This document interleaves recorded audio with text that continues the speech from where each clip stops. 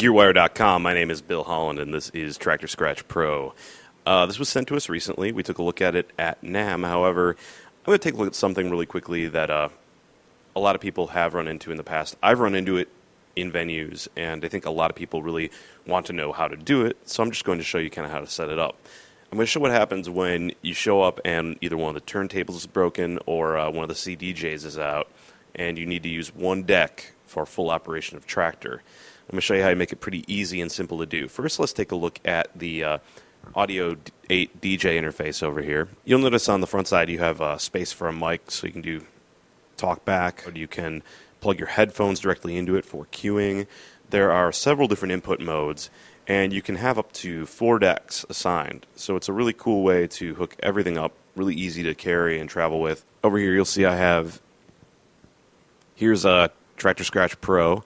One thing you need to know is that the CD deck has a control CD, and this will come with Traktor. Traktor comes with 2 control CDs and 2 vinyls. So you have plenty of options to work with. See, that's the CD right there.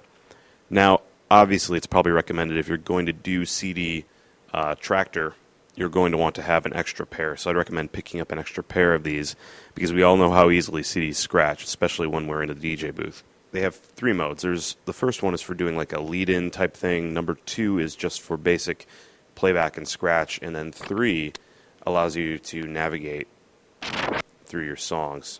You'll see me switch over to the mode there. There we go. I can load up a track. So say I want this Juan McLean track. I can select that and then hit Q, and it'll throw it right up into my deck. Now you'll notice, of course, that it's kind of loaded into both of my decks. The reason for that is that I obviously have one of these. So that is one thing you might run into, but you can just, if you want to change it up, go over here and grab this other track and throw it into deck B.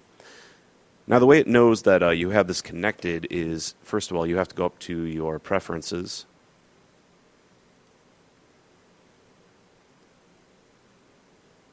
And you go over to timecode setup. Now you'll see when I scratch here, you can kind of see the signal coming in right here.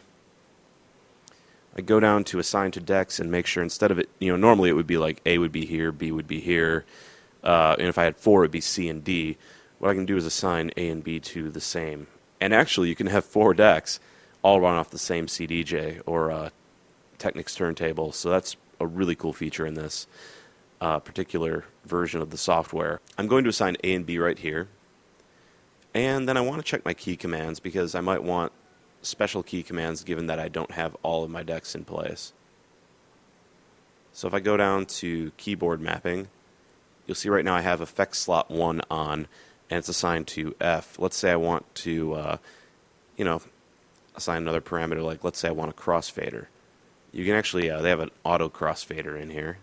So if you wanted, say, auto crossfade left, I could select that, and then you hit learn. And just to keep it simple, I'm going to hit the left arrow. And then I can add crossfade right. Hit learn, and I'll hit the right arrow.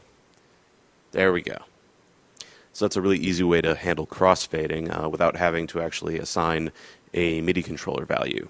Also, there's a few different things you can do, like, for example, with syncing. If I want to sync up the 2 decks together, what I can do is hit deck sync tempo phase, and we'll just put S for sync, and that way we can sync automatically. It's not recommended that you do this normally, but sometimes you get in those emergency situations where you need to pull out. And, one of those things that computers do for you that CDs and vinyl don't do is that you have that option. I consider it cheating for the most part, but, you never know, and you might just have to hit sync.